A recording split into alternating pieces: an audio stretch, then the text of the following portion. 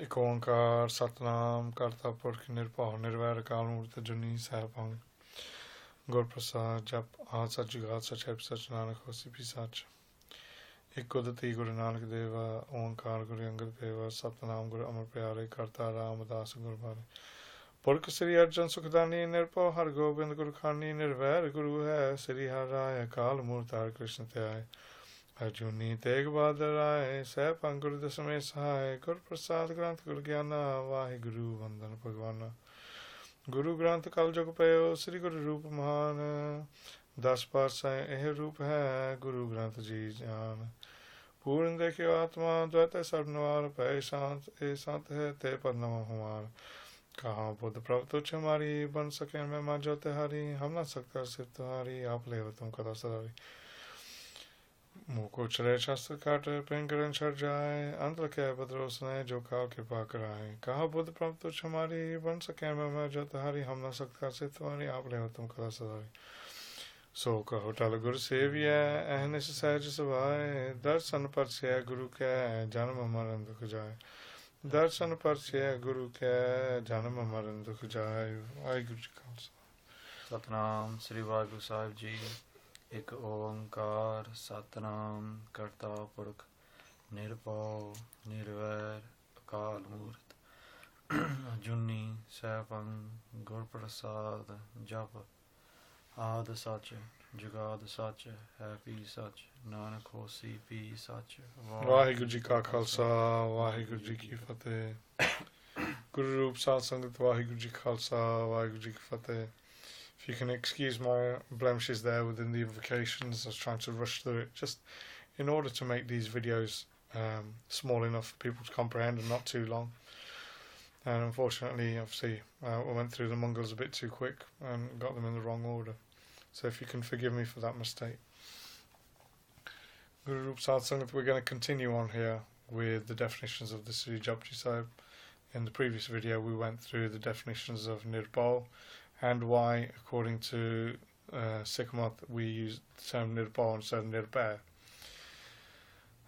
One quick story that I need to mention is obviously we had within the last 200 years we had the Aryan Samaj, which if we look at modern day groups within India is the BJP or the RSS. They were looking at they promoted an individual by the name of Swami Dayanand Saraswati, and he came into Punjab, and when he was doing his definitions and talking about the gurus, he was quite damning with his language towards Sri Guru Nanak Dev Ji.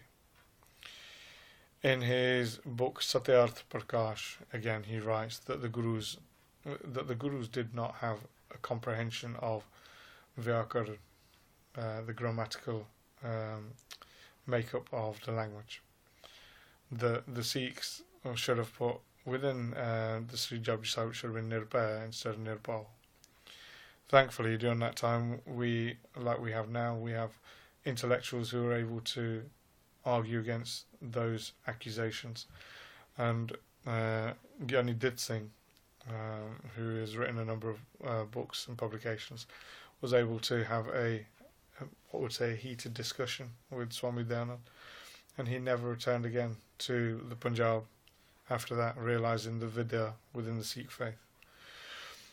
So I forgot to add that in the last video. So those are the definitions of Nirbhau. We're now going to go on and continue on with the Sri Japji Sahib. Nirvair. Nirvair.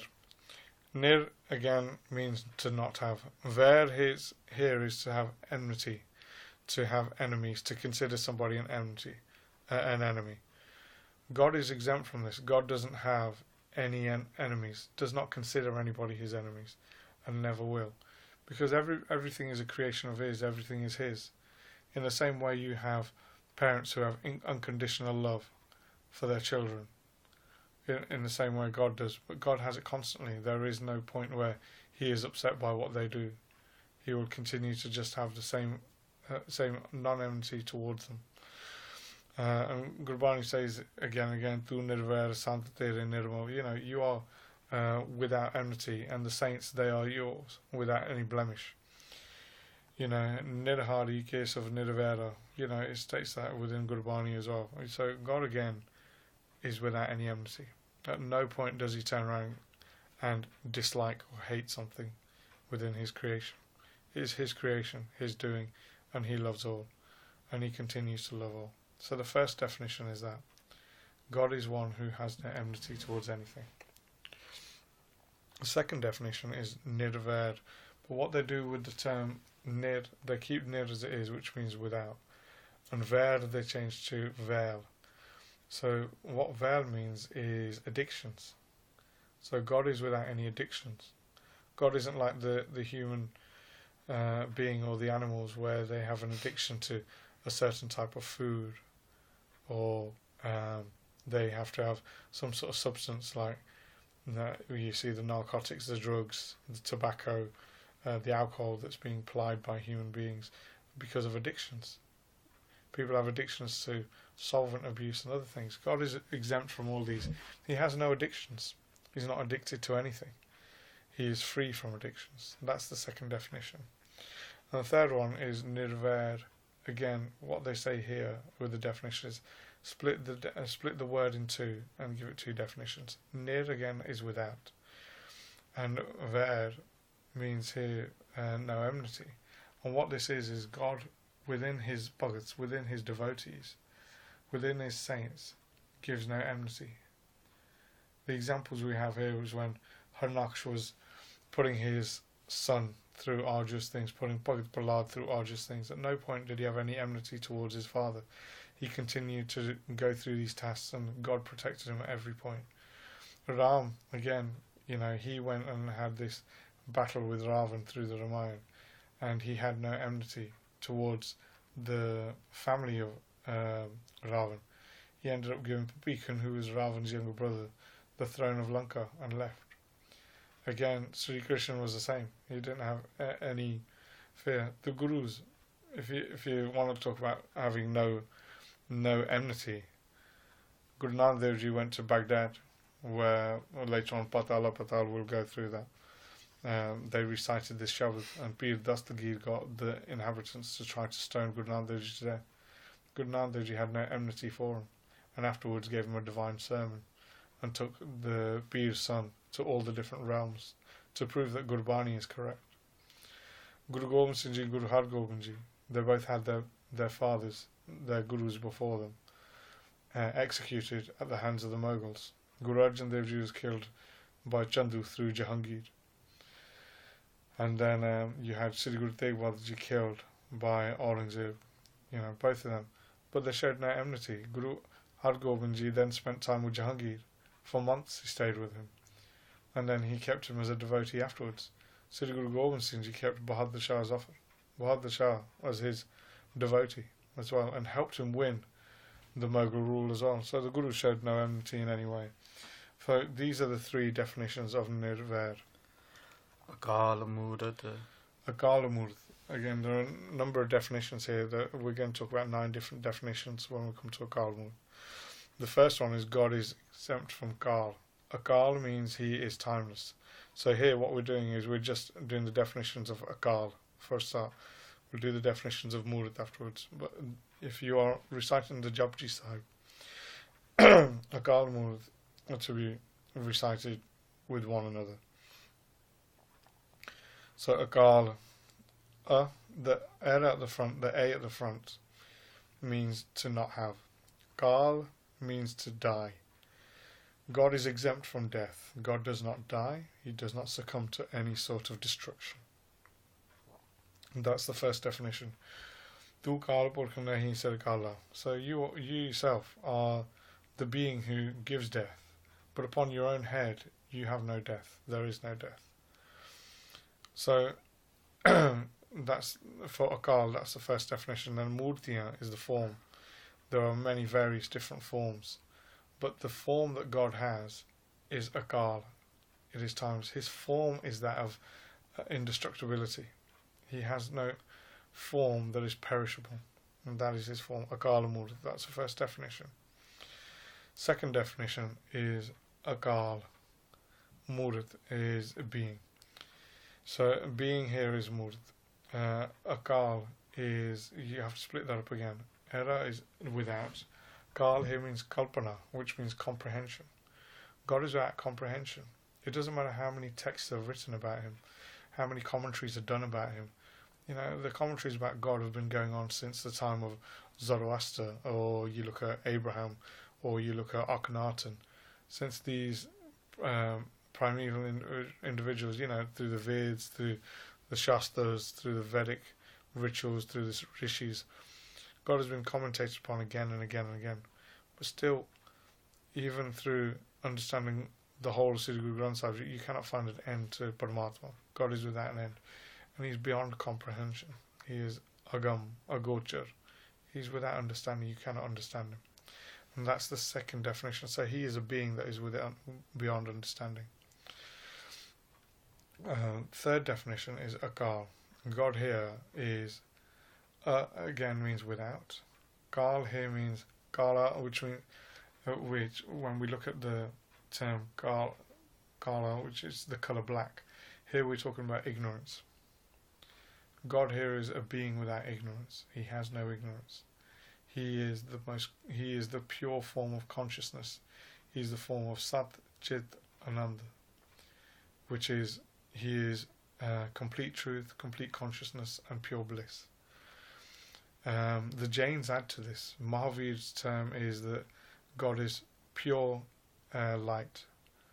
He is pure consciousness, pure energy, and pure bliss. So they use 4 terms, while the Sanatan faith and Gurbani use those 3 terms, Sat, Chit, Ananda. So God is without ignorance. He is pure conscious. He is pure bliss. He is always that way. He is not insentient in any way. So there is the third definition of Akal. And obviously Murat he's a non-ignorant being. He is a being without ignorance. The fourth definition is Akal. Akal here is, again, without, and then Kal means kalank, blemishes. God is a being that has no blemishes. Every other being has a blemish.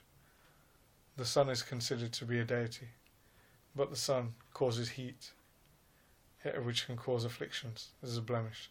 The moon is cursed with a blemish in the way that its form is cursed, and it's got, from what we can see through modern science, it's meteor craters everywhere. Every other thing within the universe has blemishes, but God is without blemish. Paramatma is without blemish. There is no blemish at all. Sri Guru Gobind Singh Ji writes within the Jap Sahib, Kalankam bina ne kalanki sarupe. He is kalankan bina. He is without any blemish. Paramatma, I salute you. You are the one without any blemish. So that is the fourth definition. The fifth definition is of Akal Murat is again means without. Kal here means durbik, to have illnesses. God is a being that has a form that does not succumb to any illnesses. There are no afflictions, no illnesses that corrupt his body or form in any way. He is without a form, so he is without illnesses. He is exempt from everything. It isn't like any human being can come down with a man flu, and that's enough for a human being sometimes. But God is exempt from all of these things. That is the fifth definition. The sixth one here is Akal. So what he's saying here is Waheguru again is constant. Kal here means time. Time in the way that we look at aging. God is a constant form. He does not age. He is not a child and then a youth and then a man and then elderly and then succumb to death. He doesn't have any of these phases. He is one constant phase. He is in one constant form. So means without. Kal is he is exempt from aging. He's exempt from the time that causes aging. He's exempt from these things. So that's the sixth definition.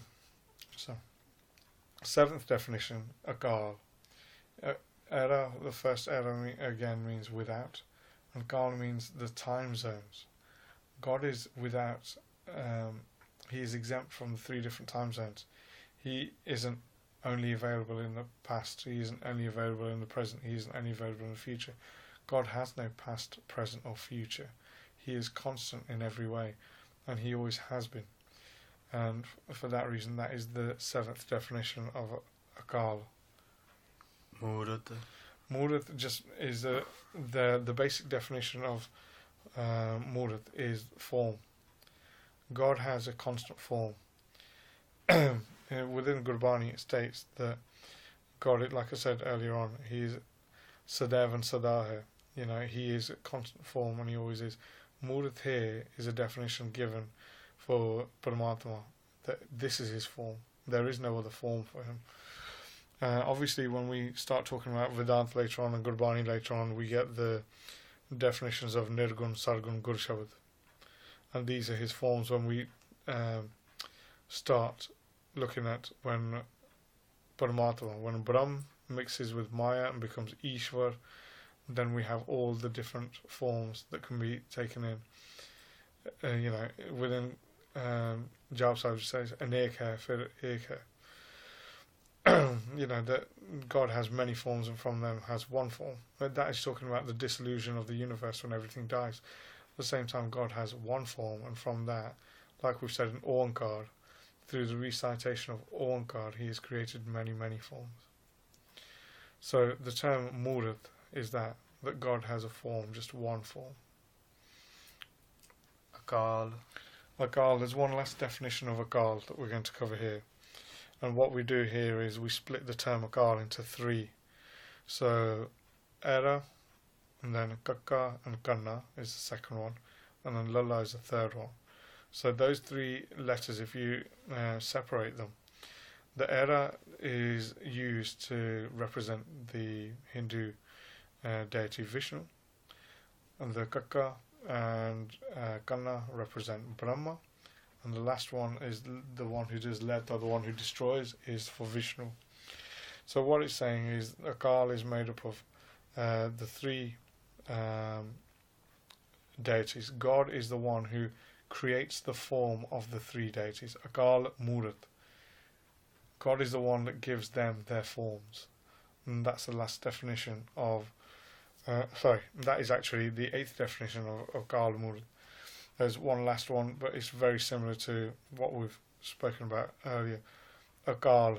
Here we're splitting the Lalla on its own. So Akal is separate, which means Ak, or to have pain and suffering. God does not have any suffering. Le means destroys. God is the one who destroys all the suffering of individuals. God is the one who destroys all the suffering of the world and universe. Everybody is in suffering up until that point, until the realization of God. But that's what the last definition is, that Akal Murat. He is the form that eradicates and destroys the illnesses and pains and misery of everything within existence. So today we've covered the definitions of Nirvair, and we've covered the definitions of Akal Murat, and we'll leave it there, and then in the next video we'll try to go on further. Kamalpreet, if you can just read. Ek Oankar Satnam Karta Purkh Nirpau Nirvair Akal Murat Ajuni Saipang Gurprasad Jap Ad Sach Jugad Sach Happy Sach Nanak Hosi Pi Sach Vaheguru Ji Ka Khalsa, Vaheguru Ji Ki Fateh. He Gobind, He Gopal, He Dayal La, Prananath Anath Sake Deen Dard Nivar, He Samrat Agam Purana Mohe Mehatar, Andhakup Mahapayan Nanak Pare Utar, Aaye Prabh Sarnagati, Kirpa Nid Dayal, Ek Akhar Hanuman Vaste, Nanak Hot Nihal, Waheguru नाम जहाज है चरे सो तरे पार जो श्रद्धा कर save दे गुरु पारे उतार नहार जो श्रद्धा कर सेव दे गुरु पारे उतार नहार वाहिगुरु जी का खालसा वाहिगुरु जी की फतेह।